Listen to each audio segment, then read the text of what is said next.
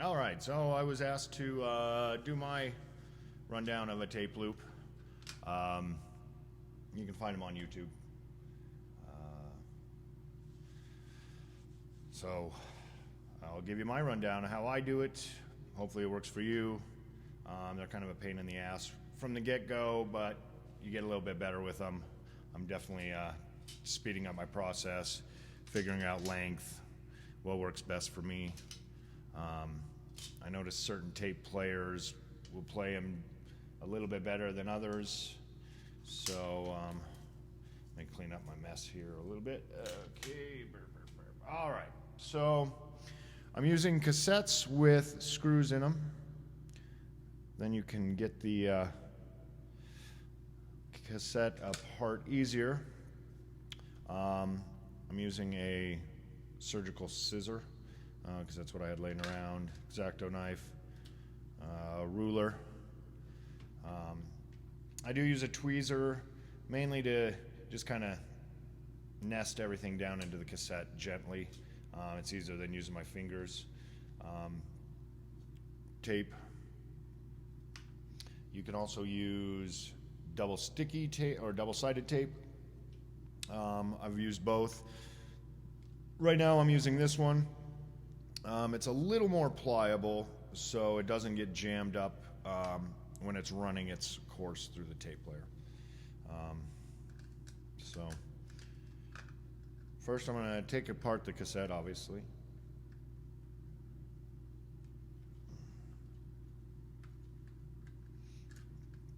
And these are a bunch of old C20, 120s and a handful of C32s I had that I wasn't going to put to use for a release or anything. So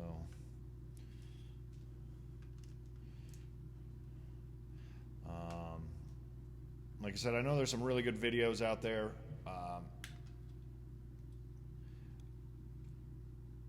I can open up one of my other ones that I've done to kind of do a few different options. So you get it open.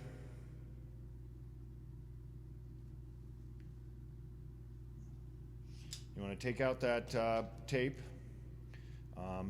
Each spindle, you want to pull that out, and I put that little doohickey back in, so that moves in and out.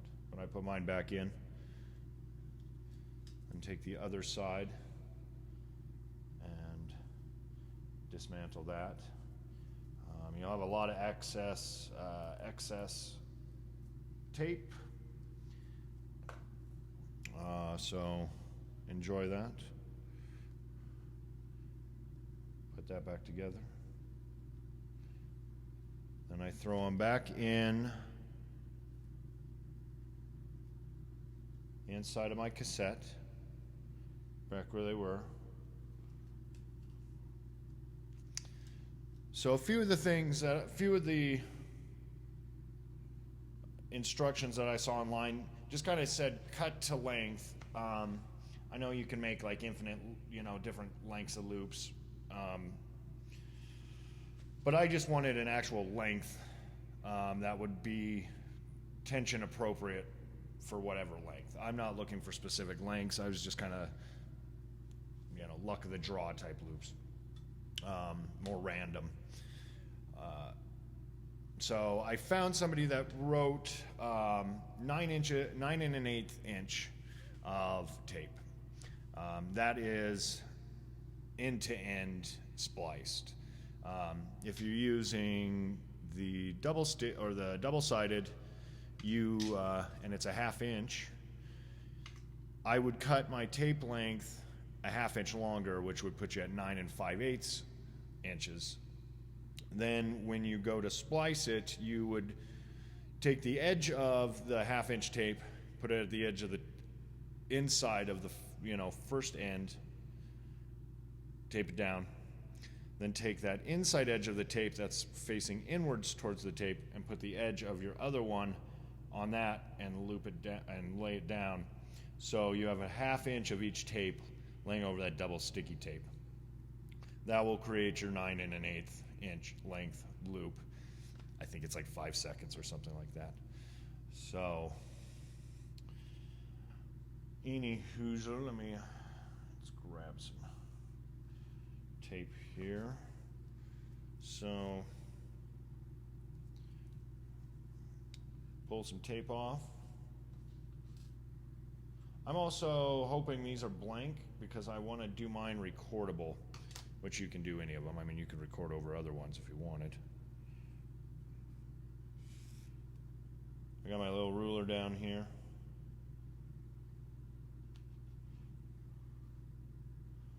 Let me see if you can see that.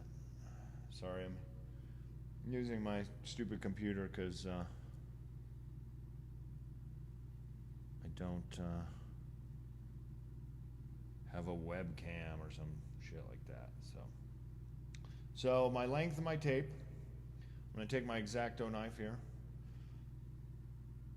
I'm going to cut it at 9 1/8 because I'm going to just do the regular tape and then just splice it end to end.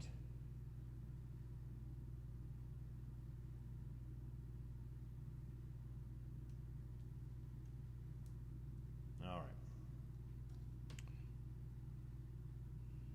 So now we have our length of tape. It's our tape loop.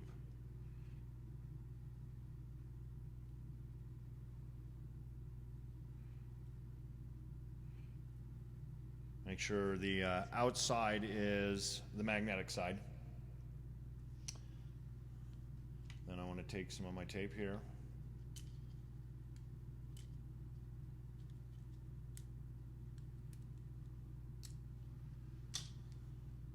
And you want to cut your piece of tape narrower than the length of than the width of the tapes that you're splicing. I think that's 1/8 inch tape, so if you cut something down a little less than that, should be appropriate. I've also seen online people using nail polish remover, and it must be caustic enough to where it melts it. So then you have your little piece. And you want to take your piece and fix it to the end of this.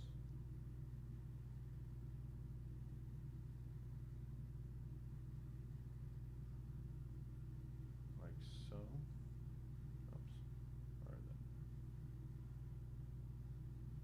That's my outside, so my inside will look like such. Sorry for the shitty camera work. And then you want to do the same with the other side. Like I said, it's kind of end to end.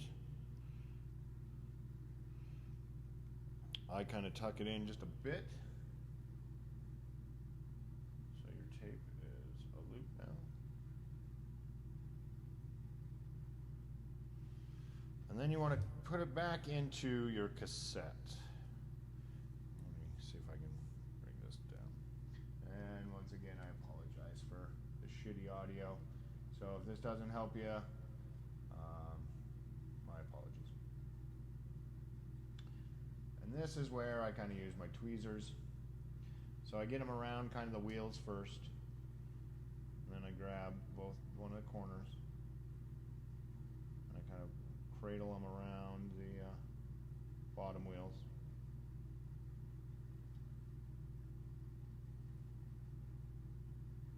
This is what kicked my ass at the beginning. It wasn't so much making the loops, it was getting it back in successfully and patiently.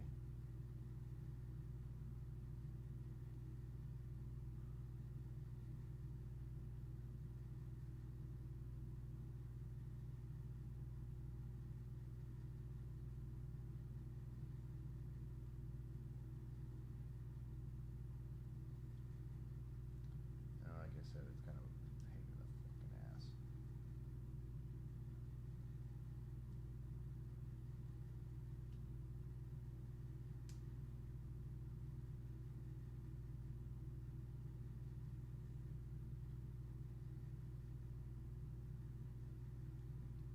I'm sure there's individuals that can do this far quicker.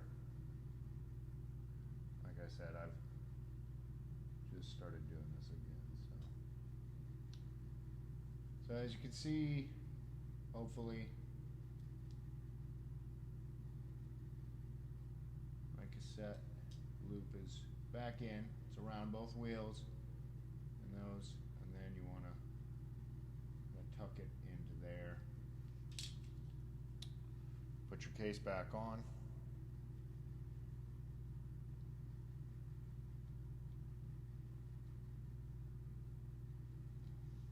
And this tape wants to kind of jet back out, so with the tweezers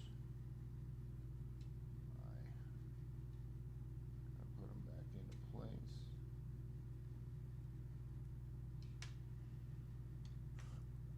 And screw it back together.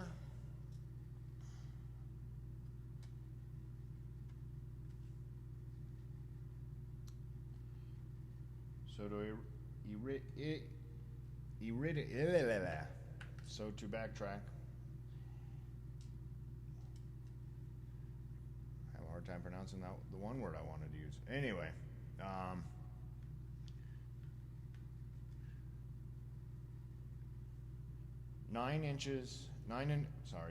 1/8 inch length of tape. Make sure the magnetic side is on the outside. If you're using double-sided tape, make it 5 1/8 or 9 1/8. And then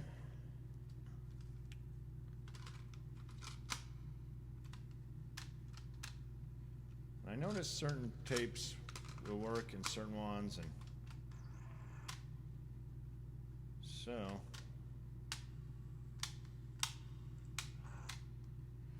what we'll do here is, I got one that likes to work better than the other. Plug in my tape player here.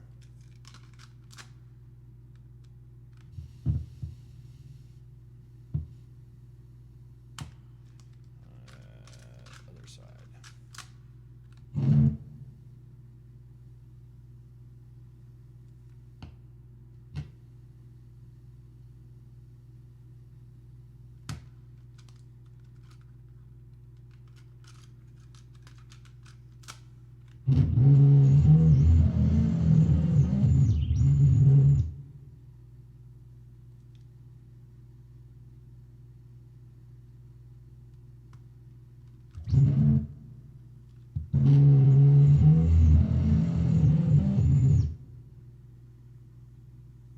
In the case of this one, it's kind of, I think it needs to work itself kind of into play.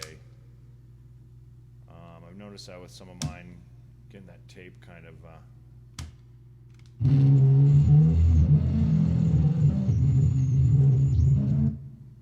working.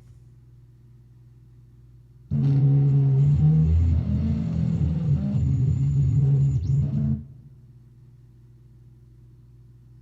it looks like it wants to stick. I've seen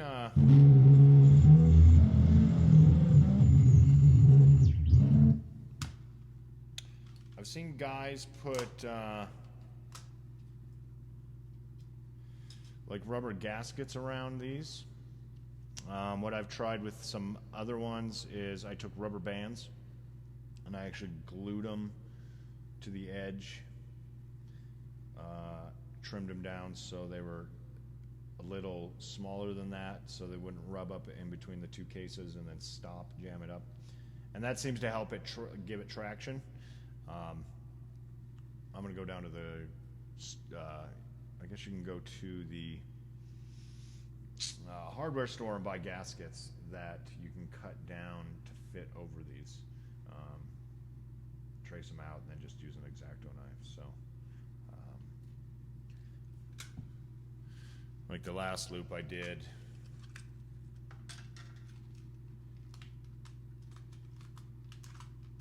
was L-A-N-E, Huntington.